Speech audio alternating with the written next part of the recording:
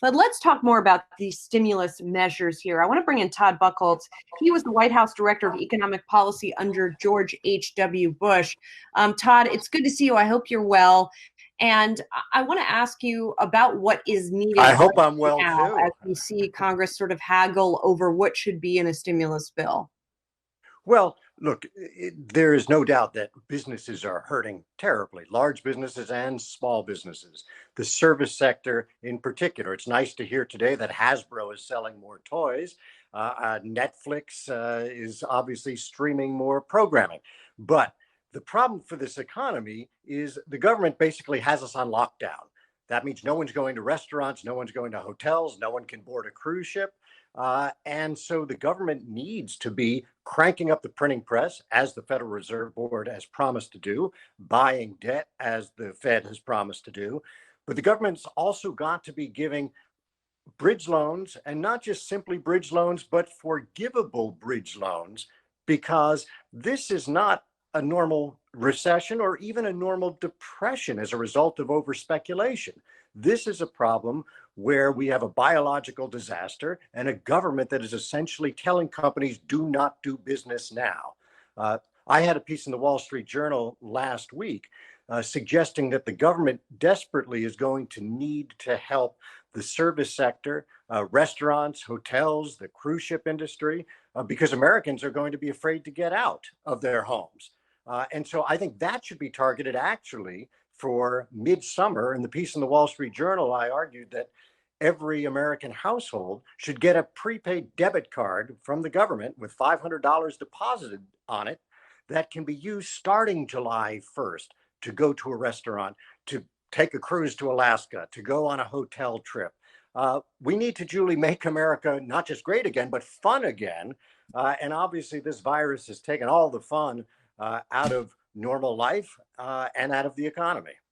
Todd, I was curious. There's some speculation. Larry Kudlow has alluded to this. The president has alluded to this, that in another week, they may pull back on this shelter in place social distancing formula that a lot of states and the federal government are using. Would that be a mistake, ignoring the scientists? Well, if they were ignoring the scientists, it would be a mistake. But of course, there is a division among the scientists. The British have taken a slightly different view.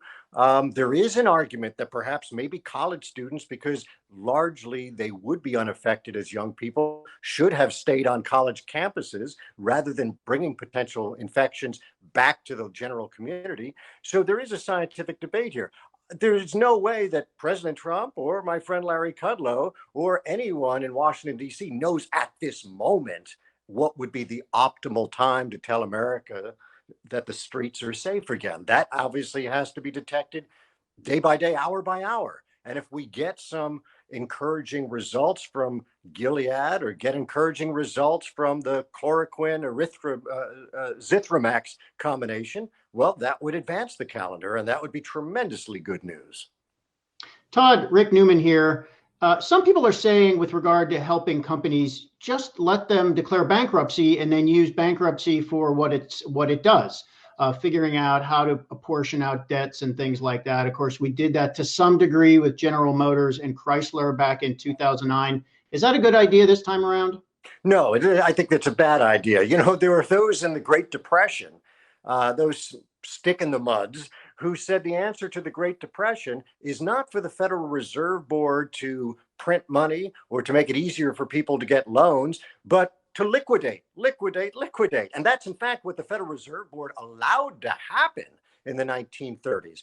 The great economist Milton Friedman had staked his career on showing successfully that if only the Federal Reserve had taken aggressive action, we could have avoided 25% unemployment. So I think Jerome Powell at the Federal Reserve Board is taking a page from Milton Friedman's book and doing the right thing. Because again, this is not a matter of over speculation. This is not a crisis that was driven by companies over expanding and using other people's money. There are many responsible. Most of the businesses that are feeling great pain now were very responsible up until a week or two ago. And now, through no fault of their own, they're suffering. And to allow them simply to declare bankruptcy and try to rebuild themselves, that is not necessary. The Federal Reserve Board has an unlimited balance sheet. Someday we may have to pay back the debt, but boy, if the world is willing to lend us money at 0.7% interest rates, now's the best time to take advantage of that. Well, Todd, it's so interesting. You're saying that I kind of revisited a post you had written in the South China Morning Post last summer, right? Titled "China and Europe are in a slump, but the U.S. economy is profiting from their pain thanks to those low interest rates." When you think about globalization and the way that the U.S. has benefited, now we're seeing the downside, right? Where we're all so very interconnected. And to your point, a lot of the industries that have been hit the hardest are the ones like tourism and hospitality, where we rely on other people and that interchange of commerce. Can you speak to kind of the forecast looking 6 months ahead as to how you anticipate the U.S. to fit back into the global economic picture? Well, I think the U.S. will end up being more guarded about industries that leave the U.S. that turn out to be critical industries. In this kind of crisis, you can imagine a situation, well, let's say that China had not flattened the curve and needed every bit of medicine for its own citizens. With so many pharmaceutical laboratories in China, the U.S. could be facing an even greater shortage. So I think the U.S. government, U.S. industry is going to revisit. You know, Donald Trump had campaigned on the idea of bringing factories back, and he made that as an economic argument. But now there is a little bit more of a national security argument that we're going to have to be prepared to make things in America that could be deemed critical. And this biovirus, this biological threat has made that more clear, at least in that case. Todd, I just wanted to mention, we had said a few moments ago that Boeing shares were halted. It looks like we now have the news on Boeing, which is that it plans to shut down its factories in Washington state for 2 weeks in an effort to slow the spread of COVID-19. As we've been talking, of course, we've been talking about the various stimulus measures. And a question that I've frequently been asking guests is, how do you balance support for big corporations and industries with support for individuals and small businesses? Because yes, Boeing is vulnerable for other reasons, but it seems like the vulnerability here would lie more with the individuals and small businesses, no? Well, I think for many communities, that's the case. You know, 2/3 of the economy is built on consumer spending.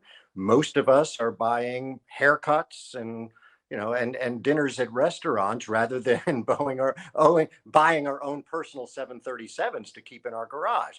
But there's no doubt the employment in large industries is vast, and Boeing employs not just those in Seattle to build the planes on the shop floor, but all of the inputs. And those inputs may be from small businesses, whether it is, seat covers that are made by, small upholstery firms throughout the country, or it's a matter of, pieces of plastic that are appended to the armrests. Those aren't built in Boeing factories. Those are made by smaller businesses. So I think it becomes a very political discussion. Is it big business or is it small business?